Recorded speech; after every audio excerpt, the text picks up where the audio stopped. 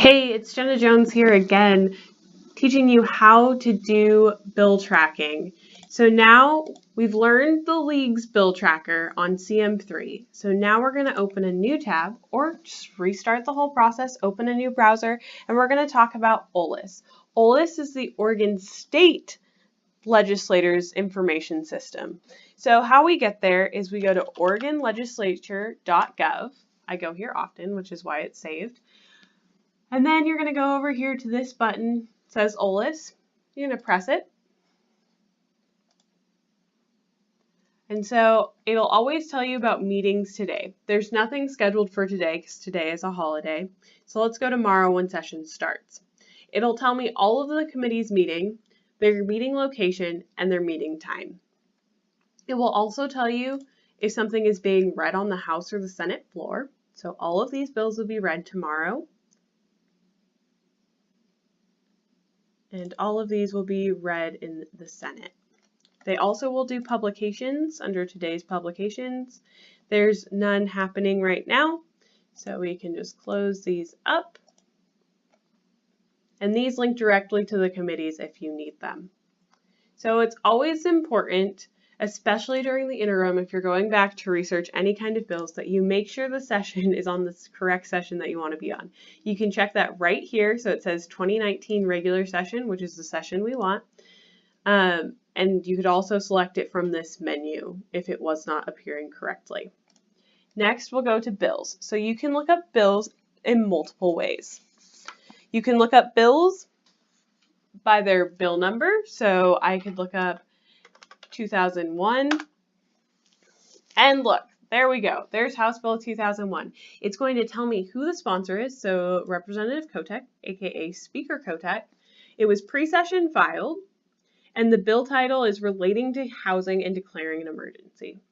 Just like when we had CM3, this is going to tell you the catchline or the summary. If you press this plus sign, it'll show you the full summary.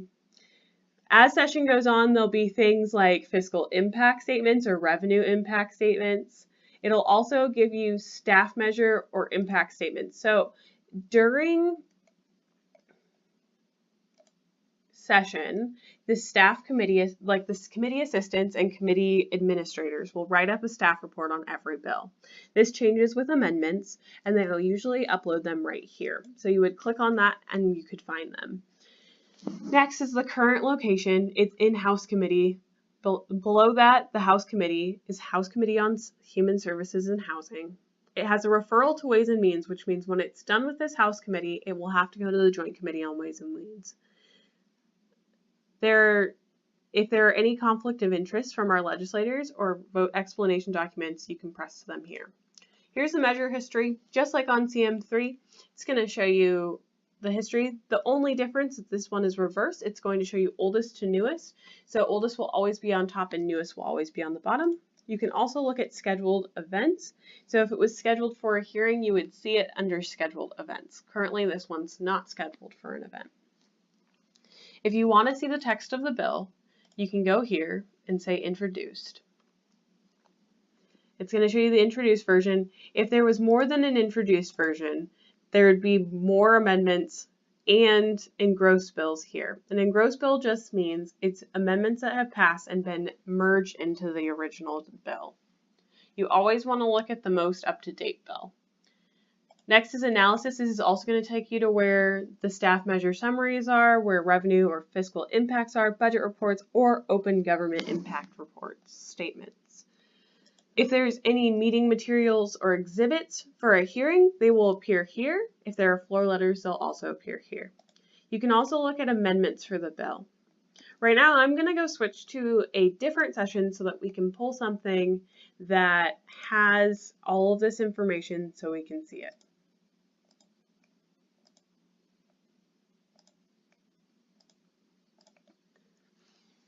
Okay. So you see this one says Senate Bill 1501 enrolled. So up here it's going to have the newest version. Of course, we've already gone over this. Measure history has changed because this was from last session. You can see it was pre-session filed all the way through. The governor signed it, what chapter it now resides in or laws, and the effective date of the bill. Under this text, you've got introduced and enrolled. On the analysis, this is where you see the staff measure summary, the revenue impact statement of this bill, and the fiscal impact statement of this bill. Here, meeting materials are the staff measure summary, but also witnesses who testified on the bill, and anyone can submit testimony that will appear here. Lastly, there are amendments. There are no amendments on this bill, which is totally fine. So the next thing that we're going to go into is how do I watch this or see what's going on? So during session, I'm going to use an old one because session hasn't started yet while I'm recording this. You can go to a public hearing held.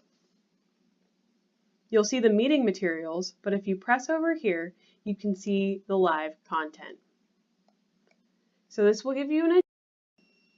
And if you click on the agenda, you can find what you're looking for. So we were just on Senate Bill 1501. If I want to see the public hearing, I'm just going to click here.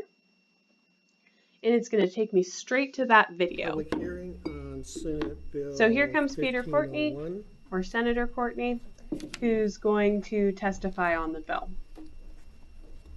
So you can watch these during session live, or you can watch them after the fact. So going back, let's go through the rest of OLIS. You can go see things by committee. So I'm sticking with an old one just for more options.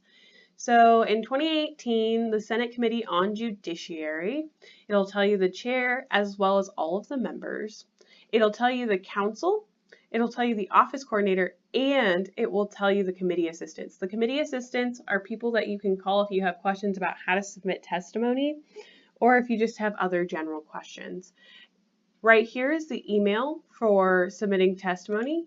You can copy that email address and then put it into your email by pasting it. Right here, it's also going to tell you all of the assigned measures. It's also going to tell you the history of it. So where we were saying bill introduced through the governor's signature or chapter number assigned, that's where all of these are, because most of them passed. Some of them stayed in committee until the end of session. Over here, you can see the different committee hearings. This little triangle means it's been recorded. So that is OLIS. You can also, on the home page, see recorded content as well. If you need more, you can always look at measure information, reports and documents, different legislative data, and committee agendas and assignments. Again, if you have any questions, feel free to contact me. And this is the state's legislative website and bill tracker. So the good thing about this one is you can watch the video or watch a hearing about a measure that you're interested in. It has information all the way back from 2007. So this is a really good historical document, whereas CM3 gets rid of some of the information after the session is over. So this one, you can go back, you can find all of this information on all of the bills that have happened since 2007. It's more inclusive, but it kind of gives you everything. So I would start on My CM3 if you're just interested in bills that are going to affect cities, and then move on to OLIS if you want to watch a hearing or you're ready to take that jump and see everything that you possibly could see on a bill. Thank you.